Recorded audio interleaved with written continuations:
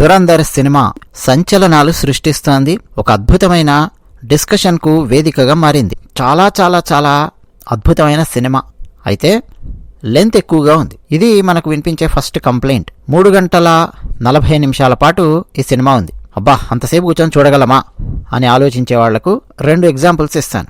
Jodha Akbar cinema 3 గంటల 34 నిమిషాలు ఉంది. మొహబ్బతే సినిమా 3 గంటల 34 నిమిషాలు ఉంది. ఈ 2 దిక్కుమాలిన సినిమాల కంటే మన భారతదేశానికి చెందిన చరిత్ర, భారత గూఢచారులు ఎట్లా పాకిస్తాన్లో కష్టపడతారు, అసలు ఒక్కోసారి వాళ్లకు ఇన్ఫర్మేషన్ తెలుస్తూ ఉంటుంది, కానీ కమ్యూనికేట్ చేయలేనటువంటి పరిస్థితి ఉంటుంది. కమ్యూనికేట్ చేస్తే వీళ్ళతో పాటు ఉన్నటువంటి నెట్వర్క్ మొత్తం దొరికిపోతారు. అంటే ఏ రకమైన భావోద్వేగాలు ఉంటాయో చూడండి. అలాంటి అద్భుతమైనటువంటి సీన్స్తో దురంధర్ సినిమా ఉంది. దురంధర్లో యాక్ట్ చేసినటువంటి రణ్వీర్ సింగ్ కంటే ఎక్కువ పేరు విలన్గా చేసిన అక్షయ్ ఖన్నాకు వస్తుంది. అంత అద్భుతంగా అక్షయ్ ఖన్నా విలని పండించాడు, చూపించాడు. చావా సినిమాలో బాద్షా ఔరంగజేబ్ పాత్రలో అక్షయ్ ఖన్నా ఎంత సటిల్ ఎక్స్ప్రెషన్స్తో దడ పుట్టించాడో దానికి క్వైట్ ఆపోజిట్గా అప్పుడప్పుడు సటిల్గా చాలా చాలా వైలెంట్గా ఇందులో యాక్ట్ చేసి చూపించాడు. తనలో ఉన్నటువంటి సత్తా ఏ స్థాయిలో ఉందో మరోసారి మనం చూడొచ్చు. ఇక మాధవన్ పాత్ర,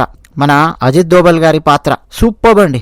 మాధవన్ అసలు ఆ డైలాగ్స్ కానీ, క్రిస్ప్ డైలాగ్స్, ఎక్స్ప్రెషన్స్, మాధవన్ ఎంత అద్భుతమైన యాక్టరో మనకు తెలుసు. 3 Idiots కానీ, సఖీ కానీ, అమృత కానీ, గురు కానీ తమిళ్లో చాలా అద్భుతమైన యాక్టర్. అలాగే సంజయ్ దత్ ఎస్పి చౌహాన్ పాత్రలో ఉంటాడు. కరెక్ట్ టైంకి ఎంటర్ అవుతాడు. కాన్ఫ్లిక్ట్ చాలా చాలా అద్భుతంగా ఉంటుంది. అలాగే అర్జున్ రాంపాల్, సారా అర్జున్, రాకేష్ బేడి, సౌమ్య టండన్ వీళ్ళందరూ అండి వాళ్ళ పాత్రలు చాలా అద్భుతంగా పోషించారు.